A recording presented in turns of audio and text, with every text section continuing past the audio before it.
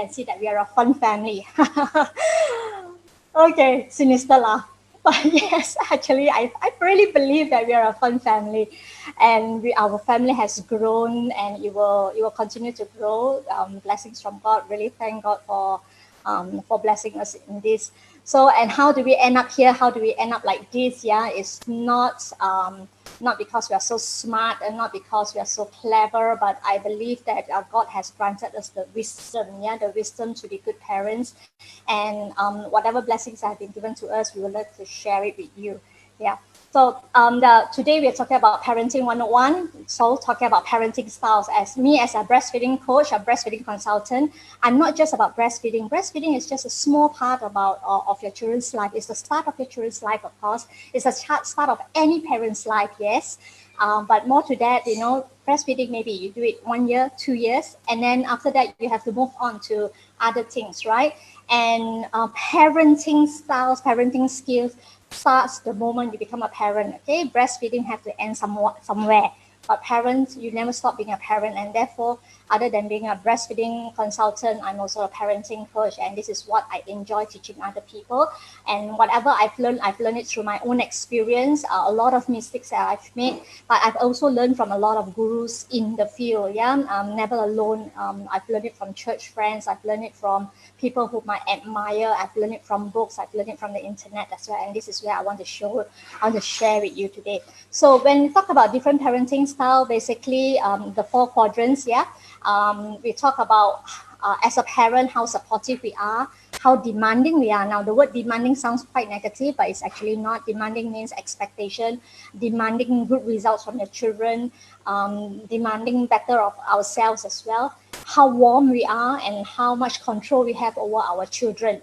And then when I talk about children, your children, even if your adults children, never stop being your children, right? And therefore all these skills apply, I really believe. But very importantly, all these apply when your children are still very, very small, if possible, to get a head start when they are still small. When you want to get a head start when they are a little bit older, it might be a little bit more difficult, a little bit tougher. So in making decisions about parenting styles, okay, some of us don't make conscious decision. We just react.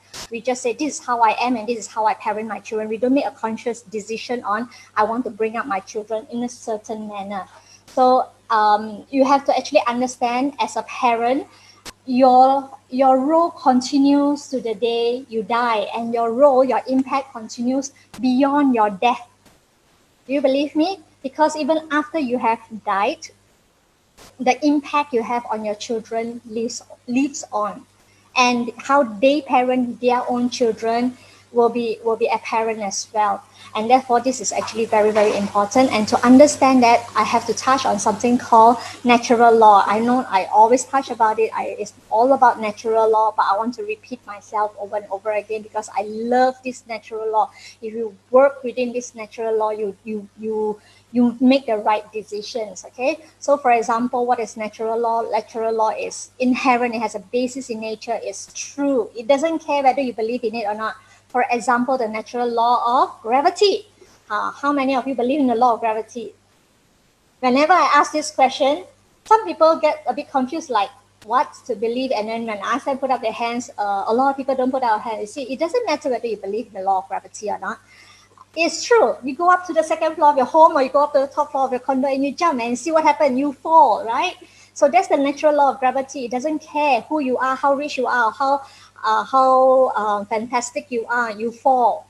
The natural law of gravity is for everybody, and therefore natural law of gravity is true. It works. And then there's another law that is very, very important. It's called the law of sowing and reaping. So for example, in the law of sowing and reaping, yeah, if you plant a chili seed, what do you get? What do you think you'll get? You will get a chili plant. That's it. You plant in a chili seed, and you pray and you pray and you beg and you pray some more, and you wish with all your might, it will never ever grow into an orange tree. I promise you that. Because a chili seed grows into a chili plant. That's how it works. Yes? So in order for these chili seeds to grow, we need to do certain things. And one of the few things that we need to do is to make sure that we plant it in good soil, of course, and not to water it, to give it good sunlight and to give it air. And that's how it works, exactly how it works. There's no special magic around it. Yes, you understand what I'm saying? And this is how parenting works as well. This is how nurturing our children works as well. How many of us know of an old grandfather or old grandmother whose children just don't care about them? How many of you know lonely old men and lonely old ladies? And then when you talk to them, they complain about their children.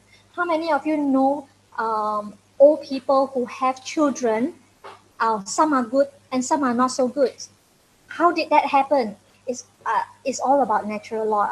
I mean, there's no judgment here. I do not know what happened in life. I know that a lot of us go through a lot of difficult times, especially from the time of 1930s to 1980s. Things have been difficult for a lot of people, and a lot of us triumph out of it, and a lot of our grandparents, our own parents, okay, triumph and become very strong because of it. Okay, I hope that you don't think that I'm judging you, but the thing is, there are lessons to be learned here. There are lessons to be learned because when you see how their children grow up to be and how our teenagers today grow up to be, we know that certain things have happened, and it's all about natural law. When you plant a chili seed, when you plant a plant, how much do you water it? How much sunlight do you give it? How much air and how do you do it? Do you fertilize it? It's all about natural law. Yeah. So and understanding that, therefore we come back to these parenting styles. I'm going to share with you some of the parenting styles, and you decide for yourself which one you want to adopt, because when you talk about parenting styles, we are not born into it.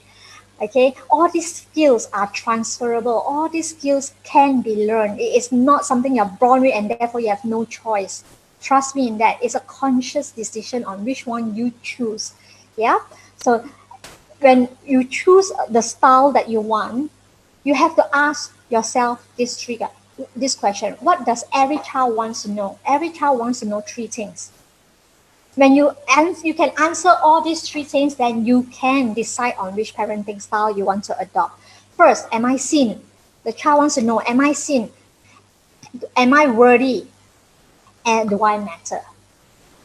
In a child's in a young child's mind, in a child's psyche, in the way they think, they want to be seen. They want to know that they are worthy. They want to know that they matter to their parents, especially to their parents. This is what every child wants to know. All right. So let's go into the four different types of parenting styles that we have. The first one is indulgent, permissive parents. The picture shows it all, right? Yeah, it tells you what it is. The indulgent and permissive parents. Indulgent and permissive parents actually comes from very it doesn't mean that you don't love your children. You do love your children. In fact, you have very high responsiveness to them. You have very high love for them, and you think that giving them everything they want is love. Is love. So what do you think? And usually this kind of parents, usually whenever a child throws a tantrum, unfortunately they take the easy way out. They take the way out. They give in to the child, and it strengthens the child belief that she or he is the center of the universe. That he or she deserves everything she asks for, and whatever she asks for or he asks for, it must be immediately given to them. So this is the indulgent permissive parents. And the next one, what we call the uninvolved parents. Uninvolved parents are so busy, so caught up in their own lives. All right, uninvolved parents are uh, parents who say, I fed my children, I make sure they're dressed, I make sure they're clothed, and as long as they're well taken care of, they are uninvolved. And a lot of times, okay, I'm not here to judge anybody. A lot of times, the grandparents become the parents to the children, and this does affect the children. A lot of times, a lot of parents says that um, as long I know somebody who loves them, is taking care of them, all right, it's okay that I go off and do my own work. But your children don't understand. Your children do not understand how you left him or her with the grandparents, even though the grandparents love him very, very much. Okay, and your children, but this is a fact. Again, I may be stepping on some toes here. Children who are left with babysitters throughout the whole week, and the parents only see them once or twice once or twice a week. So, and that actually have a very strong impact on the child as they are growing up. Although we understand we are very in a very difficult situation. We have to work. We have a lot of things to do. We have to earn money. We have to make sure that we pay our bills. There are so many things that comes into play here that I cannot say that you're doing totally the wrong thing, but definitely when you plant these seeds, you may not be following nature's law. So there's no easy way for me to say this, mummies and daddies. The uninvolved parents, it is a very difficult. It's very very difficult for your children to grow up with uninvolved parents. Yeah. Now then, the third one is the authoritarian parents. Authoritarian parents are parents who are very involved in their children's life. Wonderful, but they make all the decision, they call all the shots, and their usual answers is because I said so. As long as you are under my roof, that is my rules. If you don't like it, you can go out, and of course the child can go out, right? But a lot of authoritarian parents, they enforce their authority very very strongly, and sometimes to the point of what the child wants to do, what the child study, where he should go to college, university. It becomes it becomes something that what do you call that? It becomes something that helps the child has no autonomy at all. Yeah.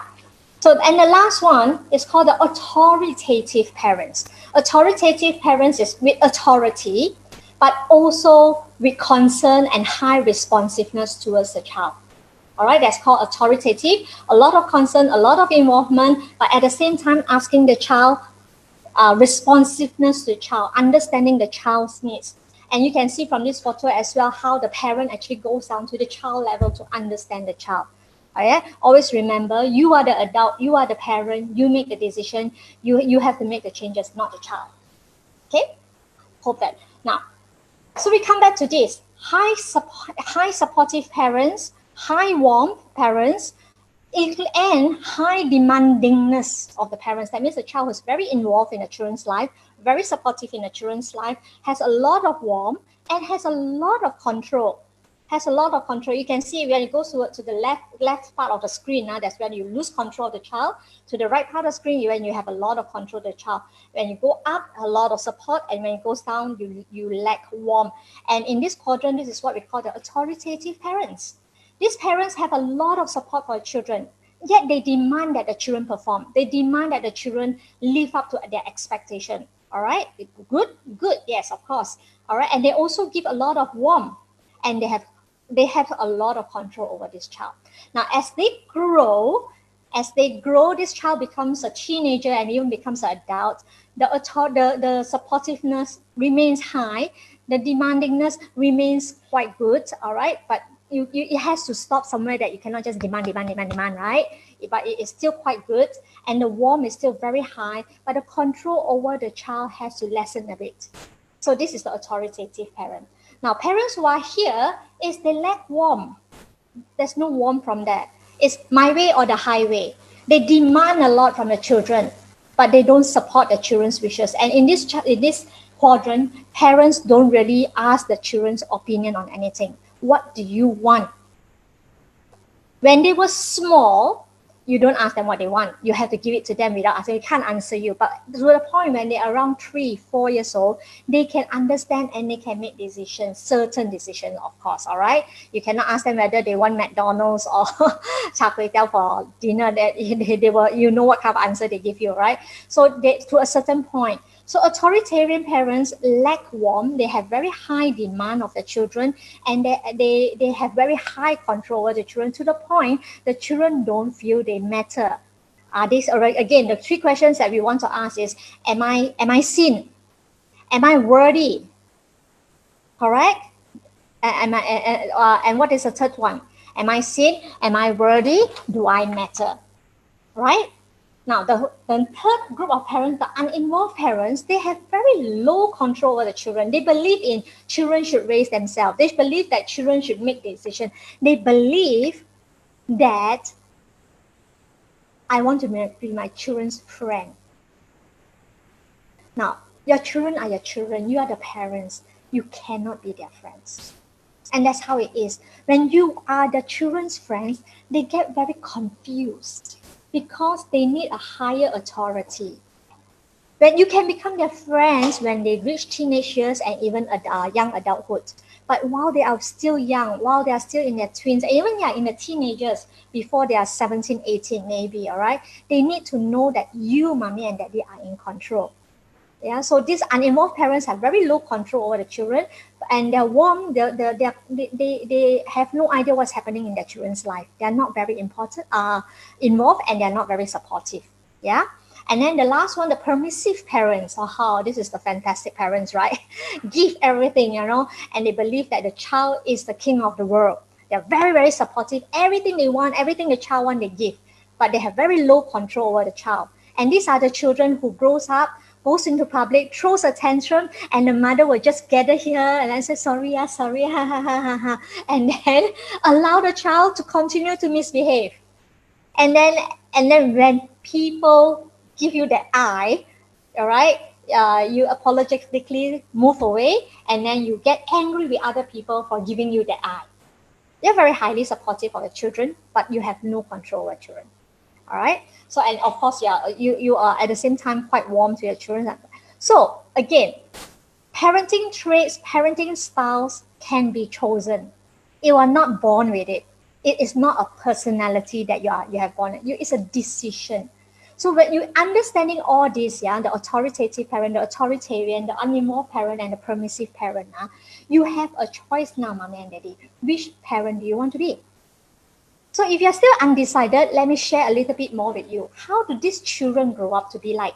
For the authoritative parent, yeah, the children grow up to have very high self-esteem problems because their opinions are not valued. Remember, am I seen? Am I worthy? Do I matter? Because they are not seen. Their opinions are not worthy. They don't matter. It's the parents' decision. So they have very low self-esteem, or they have very high self-esteem actually.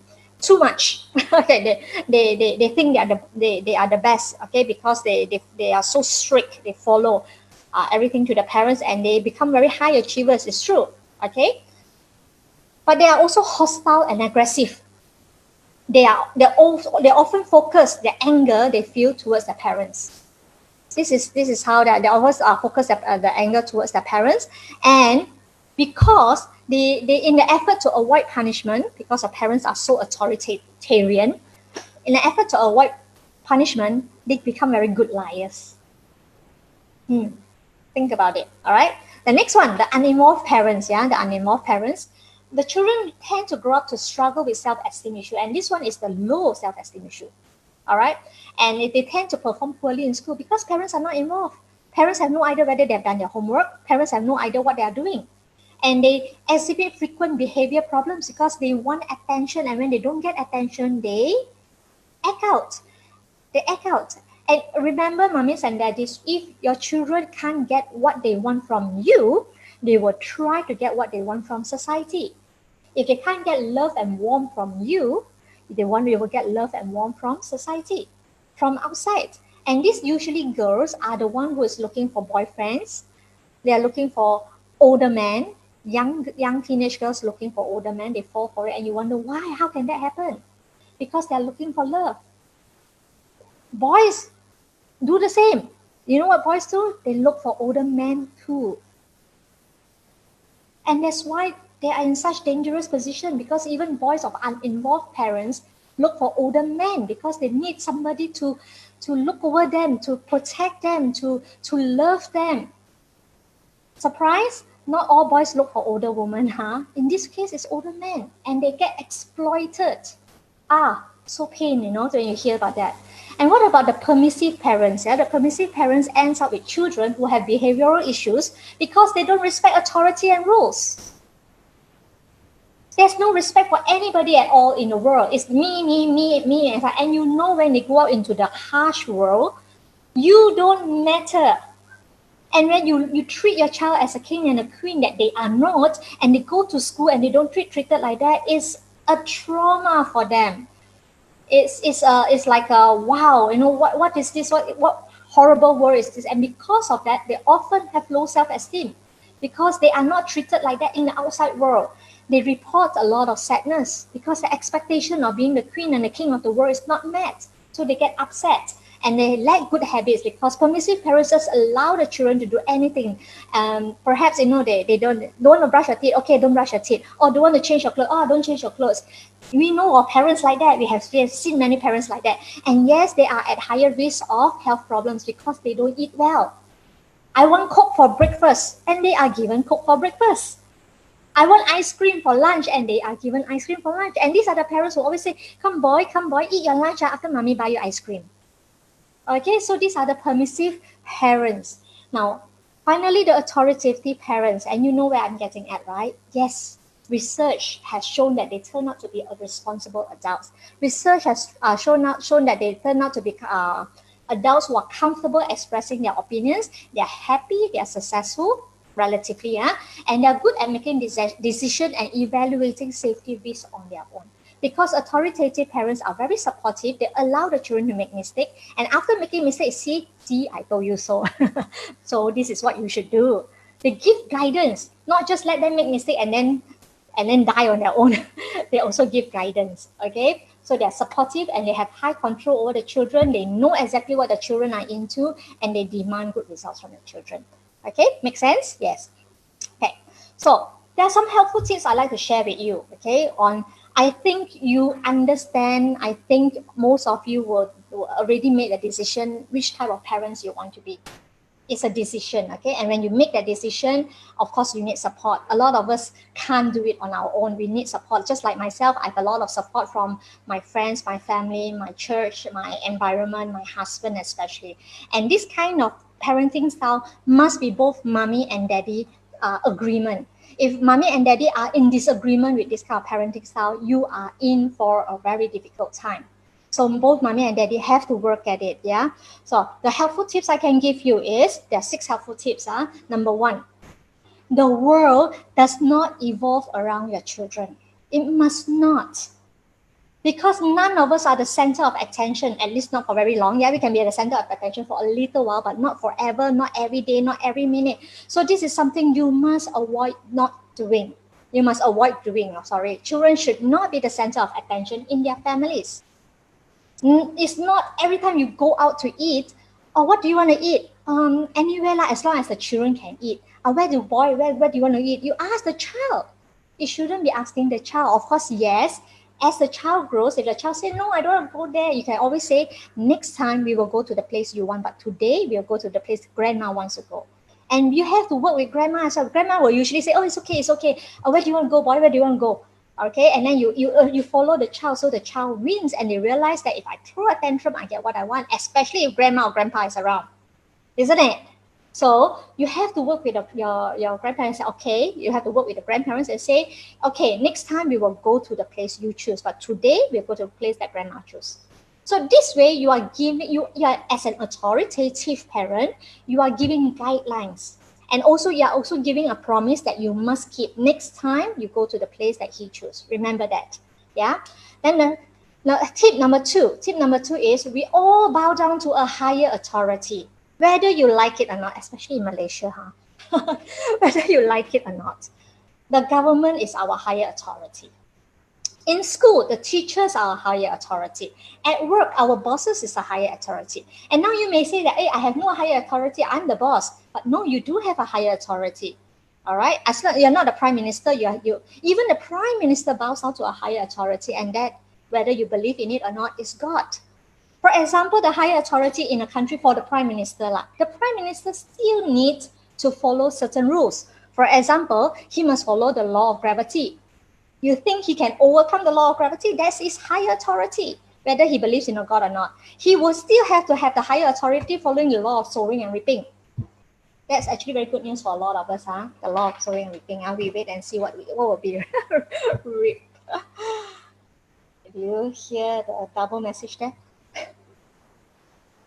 We all bow down to a higher authority, and our children need to understand that when they are children, when they are young, the higher authority in the home is mommy and daddy, not grandma and grandpa. Sorry, grandma, grandpas who are listening to here. You have to let go. Your children are parents now. They must they must make decisions, and they must make mistakes as parents on their own. So grandma and grandpas who are listening in, please, in future or the very near future, you see your son or your daughter doing something that you disagree with, zip. Okay, because you are not the higher authority anymore. You are still the higher authority for your children, maybe, but not your grandchildren. Mommy and daddy must be the higher authority to the grandchildren, to the children. Okay, so training your child to obey is not only a responsibility; it's a gift to your child. Otherwise, your child is going to grow up very, very difficult to adapt into this world. They'll find it so difficult to adapt into this. This world is actually very harsh. In the olden days, in the caveman days, if you do not know how to manage yourself in this world, you die. And today, in our modern society, if you do not know how to manage yourself in our modern society, you die, right? You will not be able to survive. So, training your child to obey a higher authority, first at home, then in school, then in society. For example, if your child is used to not obeying anything, can you imagine what will happen when he does not obey the rules of the traffic? He thinks he's a king. He can take his car and drive whatever way he wants, and he doesn't follow the rules of traffic, and he doesn't follow the rules of gravity. What will happen to him when he's in control of the car? He lose control of the car. Believe me? Yes. Okay. So number 3, everyone is expected to be a contributing member of society. Everyone. And the contributing member of society, and what is your society? The society starts in your own house, in your own home.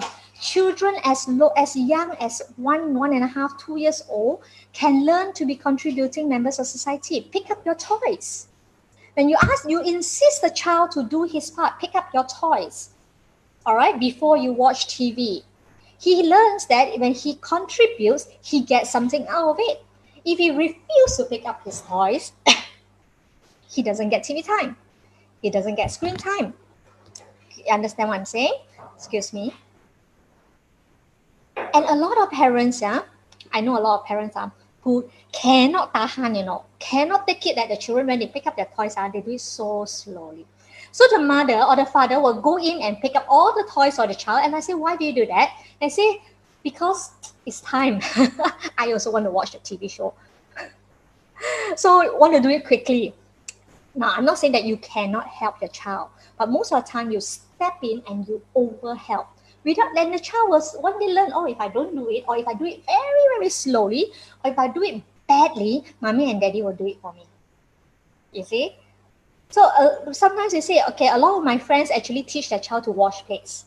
After washing the plates, they will go and say, the plate still got soap, and they will rewash it in front of the child. Now, I know certain small children may not be able to do a good job, but mommy and daddy, if you have to rewash the plates, don't rewash it in front of them. Wash it afterwards. But at the same time, when they finish, they just say, wow, good job.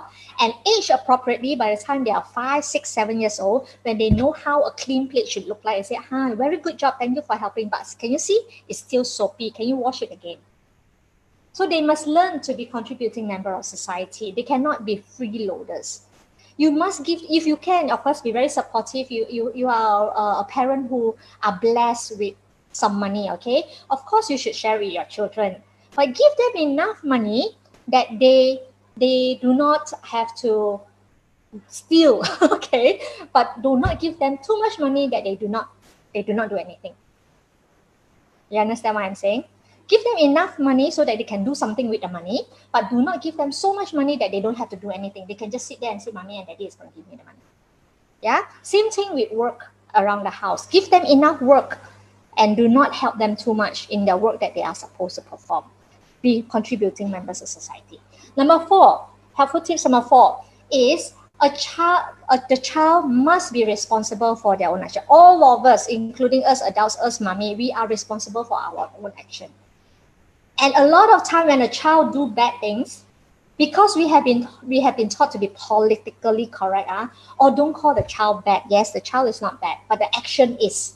And a child who do something bad ought to feel bad about it. Age appropriately, a child who hits another child should be reprimanded. A child who doesn't listen to the parents, all right, should be reprimanded and should feel bad about it. And that this is not right. I love you very much, but what you are doing is wrong. Yeah, the child needs to know and exactly, and sometimes even teenagers need to be told exactly that this is wrong. Your teenager is still a child. Your teenager is not an adult who can make up his own decision and mind. They think they do, they can, but we know they cannot. So you, as a parent, must still be there for them, pointing them in the right way. Okay. Number 5, yeah, you can't always get what you want. This is universal law. Even I don't know. Do you know anyone who gets everything they want? Not a single person on earth. Yeah. And what you get by working and waiting. And people who do not work and do not wait and they still get it, what the things they want, it will not last. We know that. So you can't always get what you want, and this is a message. This is a lesson you have to teach your child, and they get it by working, by sweeping the floor, by cleaning the toilet, maybe, and they wait for it. They don't get it. Sometimes they get it free, of course, but the key word is working and waiting. Okay, hope that helped. And number 6, all right, you experience happiness, which is the elixir of success, happiness, in direct proportion to how sensitive to and considerate you are to others. No matter even your work, any work that you do, when you're considerate and sensitive to other people, you give first, you sell something that is considerate to others and sensitive to others people's needs. They want to buy from you. That's success. And this is something we have to teach our children, that in order to experience happiness, all right, they have to be giving. Self-centeredness and unhappiness go hand in hand. Anything in this world where you are considerate and you're sensitive to other people, and what is considerate is careful not to cause inconvenience or harm or hurt to other people. As a lot of things people say, as long as I do whatever I want, as long as I don't hurt another person, it's not enough. Whatever you're doing, is it considerate of other people also? Not just not harming, but you have to be careful not to cause inconvenience to other people as well. So the decisions that a child can make. And when they make such decision on being sensitive to other people and considerate of other people, the child becomes happier. And this is what we want for our children, isn't it? Yeah. So when it comes to all these, after the 6 tips, you can see that many opportunities for you to actually, or many situations where you will need to discipline your children. There's not a single child in the world that does not need discipline. All children need to learn it, okay? And children expect the adults to discipline them. They usually act up not because they are bad, not because they're evil. They act up because they want a response from the parents. How will my parent react? And again, the 3 questions that comes in: am I sin? When I do something, am I sin? How does my parents react? Am I worthy enough for them to come and correct me? Do I matter? This is the questions that the children always ask in the psyche, yeah? And if the discipline is done lovingly, it will be accepted. Sometimes when I scold my children, and then after that, I'm so angry, right? And they're like, they give me the angry look, and they're like resisting. And then when I tell them, I'm doing this because I really love you. Can you please understand that? And I show them that I really love them. And all my track record shows that I have been loving them. They can accept it. And sometimes I have a son who's like that, or my youngest son, very angry. And then when I explain to them, he go, okay. He will just accept it and say, I'm sorry. Yeah. So it's easy for them to accept discipline.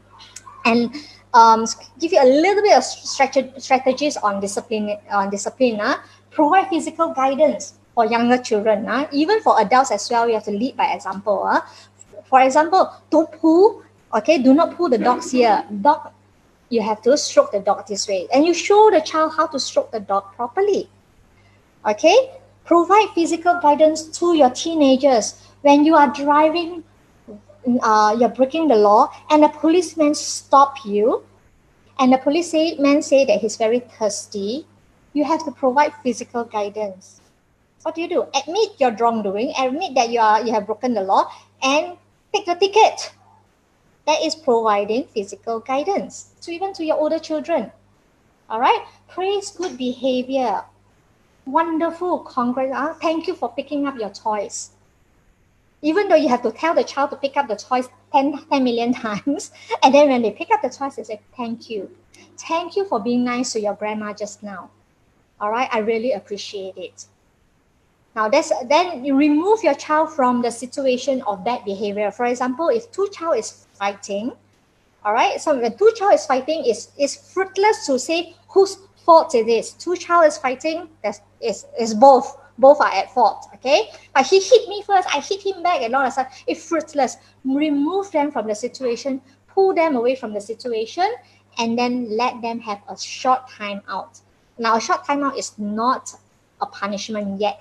Okay. It's basically asking them to calm down. Now, tell me what happened. Because if they don't calm down, if they start telling you what happened, you will blow up and you'll start screaming yourself.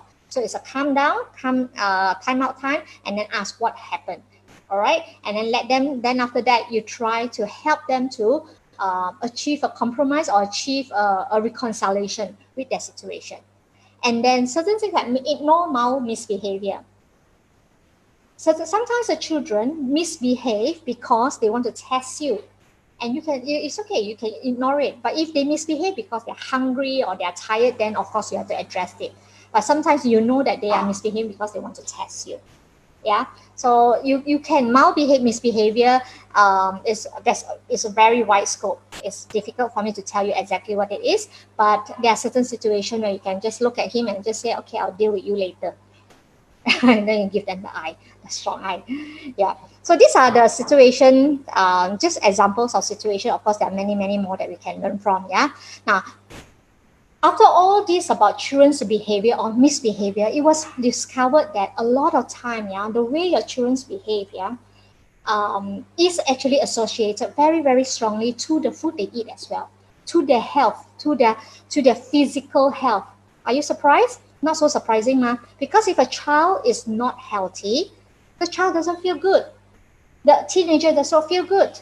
A teenager with a face full of acne will not feel good, and therefore they act out. They may not put their discomfort in words, therefore they act out. You understand? So a lot of things here has to do with their physical body. And of course, in the physical body, we can do a lot to help them, especially ensuring that they are healthy, they eat well. How many of us can ensure our children eat very well in school? Quite difficult, right? So giving your children guidelines of what to eat, what to avoid, and if you cannot avoid it, go ahead and eat it, but at the same time protecting their health. And one of the most important part of their health that you must protect is their gut health. Because actually there has been a lot of research, and some recent research actually prove that there's a link between the gut bacteria and your children's bad behavior. And they found that children who has very, very bad behavior, bad according to the parents, yeah, screaming, tantrums and all, is because they lack certain bacteria, certain good bacteria in their guts, in their stomach, in their intestine. And they have a very different microbiome, the gut bacteria, than children who seem to behave better. And these children who has very bad bacteria in their stomach, of course, they're not feeling good. They're not feeling healthy. Something is affecting them. And because this gut bacteria is a place where you digest your food, intestines, and stomach is a place where you digest your food. And when the body cannot digest the good food that you eat very well, it affects the whole body, and especially affects the part of your brain, the part of your emotion, and it becomes very, very difficult. And one of the most important things that you can actually give to your child is vitamin B complex. Vitamin B complex is so important, and of course good probiotics as well. And what affects this gut bacteria, number one, of course, is breast milk. Okay, it's breast milk. I do know that a lot of us are saying, I missed that boat. I didn't give breast milk because I couldn't, I was not aware. Okay, here's not a time to go back into time and then beat yourself about it. What is over, gone. All right, breast milk for the first 2 years, of course, is very important, and it can continue to be important for the rest of your life. But thankfully, nature says that even if you didn't have a good start, you can still do something about it. So number two is your food. The food that you give yourself, the good food you give your children, it can affect their emotion, it can affect their behavior. What kind of food are you giving? If your child is eating McDonald's every single day, mommy and daddy, something is very wrong. Huh? Then you might say that, hey, I give food and I make sure that they are well fed, but yet my child still misbehave. There is a link to ADHD behavior, attention deficit disorder, hyperactive disorder, to gut bacteria as well. How can my child behave this way? There is actually a link to the gut bacteria. And finally, some research have actually pointed that other than breast milk, other than food, very, very important is a relationship with parents. Surprised? I am surprised myself because the relationship with the parents, the happy relationship with the parents, apparently grow more healthy bacteria in the stomach. Together, coupled with all the good food that you have been giving to your children. It helps, the psyche, the brain is so powerful that somehow it helps the gut, the stomach digest the food. And because of the good relationship with the parents, the whole psyche changes. Makes sense, isn't it? And when you have such good relationship with your parents, it also makes sense that you will also make better decision in your food choices when we go out to eat. And this apply to older children as well. It apply to adult children also. Adult also get sick, right? Maybe you have to go back to your aged parents, all right, and review the relationship with your parents. And you see your it has been shown that your own health can improve when you review your relationship with your old parents. Now, many of us come from families that are not so ideal. Many of us, our have families have parents who have made a lot of mistakes. Our old parents have made a lot of mistakes. And it is not time to point the finger and say, that is because of you that I'm like that. Like, it's because of you that I'm like that to my children. This is fruitless, it's futile. Don't do that, all right? But it is a very good opportunity with the information that you have to go back to your parents, all right, and forgive them. You don't have to go talk to your parent and say, I forgive you. Your parents say, 气死你, no? I don't need you. Okay, but you can make the decision in your mind, in your heart, in your gut level and say, I forgive my parent. And because I'm able to let go and forgive my parents, now I can concentrate on my children. Yeah. So mommy and daddy, I want to invite you to do something with me. I want to invite you to look into a crystal ball with me. A lot of things you have done in the past, over. This crystal ball only sees the future, it doesn't see the past. And whatever, if you happen to see the past, all you have to do is say, I forgive you, I move on. Now I look into the future. What do you see in the future, mommy and daddy? Do you see a happy, good relationship? First and foremost, hopefully with your own parents, to heal the relationship with your own parents, and then to build the relationship with your own children. And to build this relationship with your own children, natural law comes in. You plant chili seed, you get chili plant. You must water them. You must give it good sunlight. You must give it air. And you must fertilize it. All right? You must do, and you have to make a decision. What type of parents do you want to be? Do you want to be a permissive parent, a non-involved parent, a bossy boss parent, or you want to be the authoritative, loving parent? It's a choice that you can make. If you have enjoyed this video, be sure to give it a thumbs up. Please subscribe and share it with all your friends. If you would like to sponsor and support my work to help more families, you can do so through Patreon. My Patreon link is as listed in the description below. Thank you so much. Have a great day.